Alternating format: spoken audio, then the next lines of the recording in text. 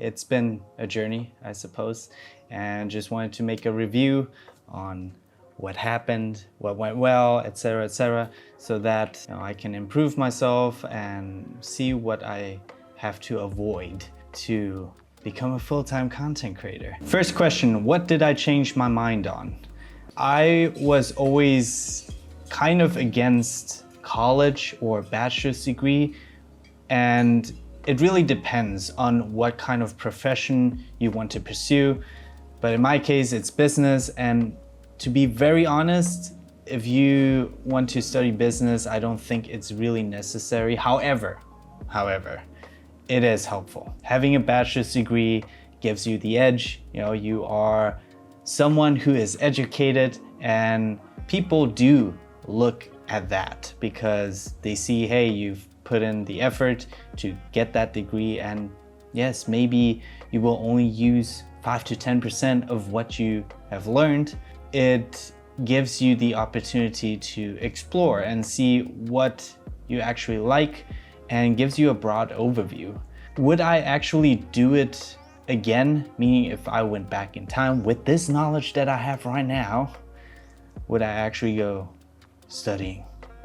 No, I wouldn't. What drained energy this year? There are 4 kind of subcategories that I added: people, places, activities, commitments. Let's start with the people. There is someone that I particularly am not really keen on being around. However, I am not that sensitive to it anymore, and I found a solution, which is to just put my headphones on. Noise canceling. Places, no, don't have. Activities, there is one thing that does kind of drain my energy, which is the ejaculation part. Damn, that was a creepy look while I said that. I want to really add something to that, which is I don't condone ejaculation. I think it's really normal. However, if you are single, like I am, and you just went through heartbreak, I see ejaculation as forming a bond with someone you love, or you have your fun with someone. But there is something to it that when you do ejaculate by yourself and you're in a vulnerable headspace, that it kind of exacerbates that. There are not many studies on semen retention. There are 2 that I found, which is like with 7 days and with 21 days, that if you abstain from ejaculation, then you do it, your testosterone does increase. But again, you have to be self-aware. See how you feel, track yourself. Commitment, that drained my energy. I was in this relationship with my ex. It was a distance relationship, and it's difficult, and the last, let's say, 8 months have been rough because she kind of lied to me. And I mean, I'm not blaming on her, it has been difficult on her too, and she had her unique situation that influenced her behavior and her decisions, and there is no right or wrong here. Of course, I am still hurt, and I still need time to recover from that. But of course, I'm not a saint. Sometimes I'm thinking like, damn girl, I just hope that I cannot just say, oh, you know what, it's all fine. I just hope that you are happy, because it's all good. Yeah, anyway, past is the past. I'm trying to move on and trying to recover from it. And again, no hard feelings, except I just hope. All right, what is something you should do but haven't done, or what I did not do because of fear? Whoo, this is a perfect topic. I like these a lot. Everything what you want actually does consist of fear. For instance, there's this one account on TikTok, which is dancing with the suit. And I only dance in my room or in the bathroom or in the living room. And there was only 1 or 2 times where I did it in public. I should do it more in public, because I think that is something what people want. And this is not related to Might Now at all, but overall, it's just something that my heart is telling me, dude, you've got to do this, man. Like, what is wrong with you? And I'm like, dude, come on, man. I just have to, you know, practice first and in my room, and I don't want to like go out there and like embarrass myself, you know? Oh, man, it's enough. It's enough. And by the way, I kind of want to touch upon this as well. I have many interests, you know, like for instance with TikTok, I do the funny thing, you know, with Winnie, you know, it's the Thai comedy. Then I have this Might Now. Then I have this dancing in a suit kind of thing. Then I actually have other projects as well. It's like spreading myself too thin. And so I told myself the other things that I do is just for fun, seriously fun, if that makes any sense. But I'm really prioritizing on making great storytelling videos with Might Now. This is where I really prioritize. And the other accounts is something where, hey, if the market responds, because it's something that I'm also interested in, and if I'm good at it, then great, you know? But I'm not too focused on them. Maybe it's for someone who also has a lot of interest. This is my approach. It's my perspective. It's that just pick one thing that you really prioritize on, and the other things you can still do, but it's just like, don't get obsessed if you don't really get the results, because it's still for fun, you know? But then there's this other part in you, it's like, why am I not getting results in this? You know, even though you know that you're prioritizing on the other channel. What were the boat anchors in my life? Who were? There is one, not gonna mention that person, but it's not that big of a deal anymore. You realize when you grow up and the people around you who are the naysayers, so to speak, they're just afraid, or they are lost and they want to pull you down so that they feel great about themselves. I'm just gonna follow my heart. What didn't go well? My relationship. What created energy this year? People, my family, my friends, my good friends. I'm really lucky to have them. Places, as long as I gotta say, when I was at my dad's, because he's around nature, that's just amazing. And I love being in nature. I mean, right now I'm seeing trees. That sounds so funny to me somehow. Right now I am seeing trees. Activities, definitely making videos, scripting, editing, you know, putting the information together. But what I really love, yes, making funny videos or videos for my TikTok, etc. And I also have an account for my dad, by the way. To me, he's just super funny.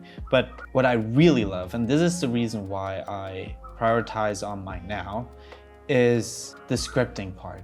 What I'm grateful for, like I said, my friends, my good friends, my family. You know, the funny thing about my friends is that for each and every one, I have a brand for them. You know, I have a friend who stands for the universe for me, like really delving into that, letting go, being in flow with what the universe is giving you, not being judgmental. So one is universe. Then I have one that I consider as emotionality. Then I have one that I consider creativity. Then I have one positivity. Then I have another comedy.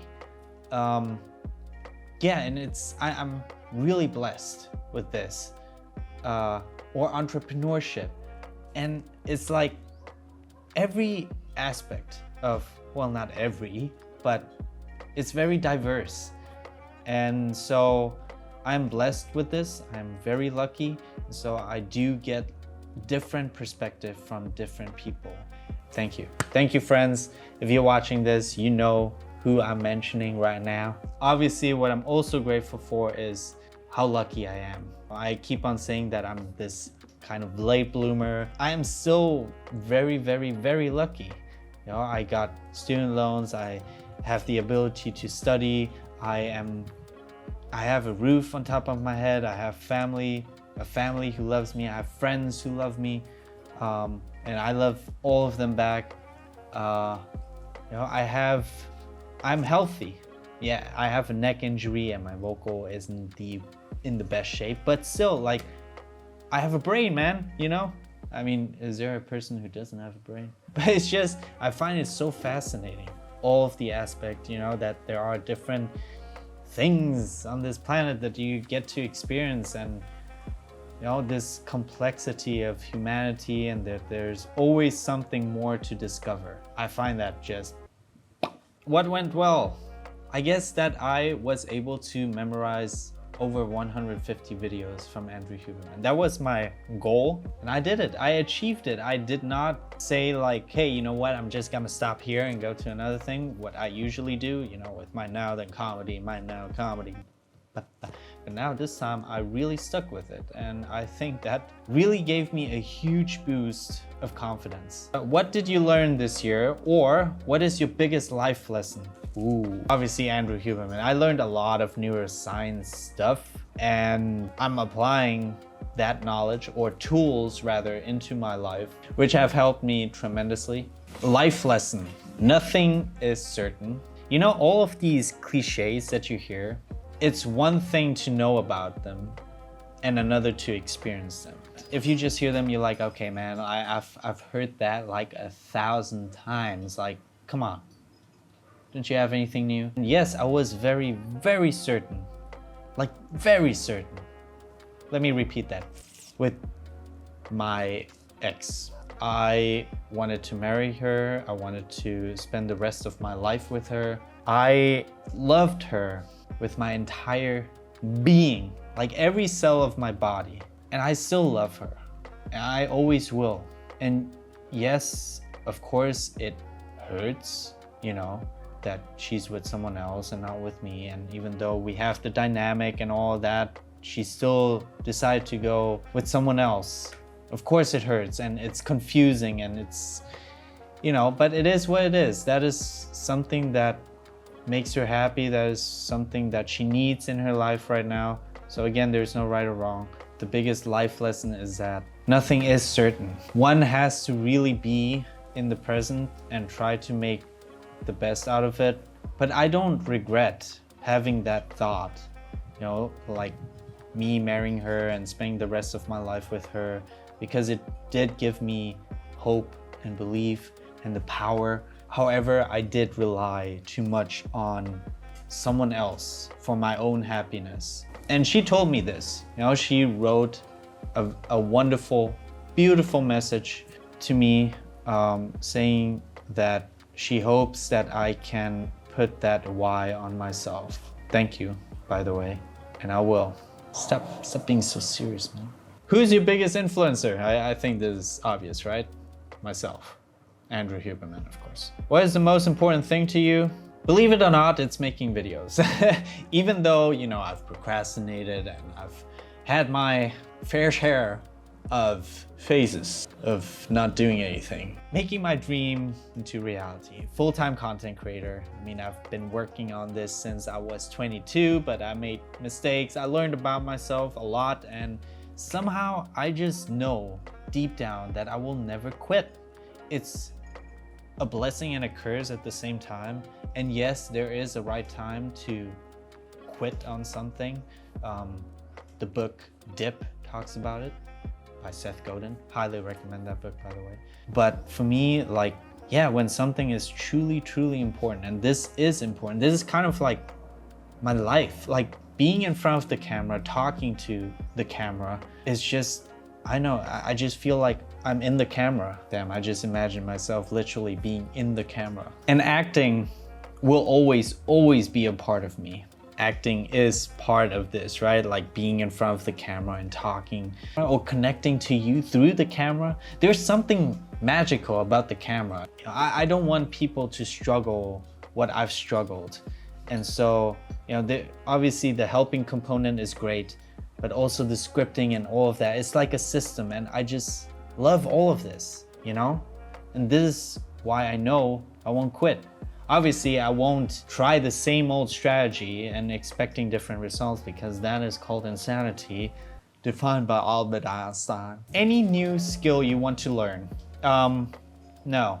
I mean, I've learned, editing, and I'm gonna keep on educating myself. I think one of the most important thing that anybody can do is never stop learning. What is your goal? I think this is clear. Looking like a European. That's the cringiest joke I've ever made. Full-time content creator. That is it for my review and my future goals, I guess. I hope you enjoyed it. Stay tuned for the long video on unlocking your best life. Love you all, thank you, and see you in the next video.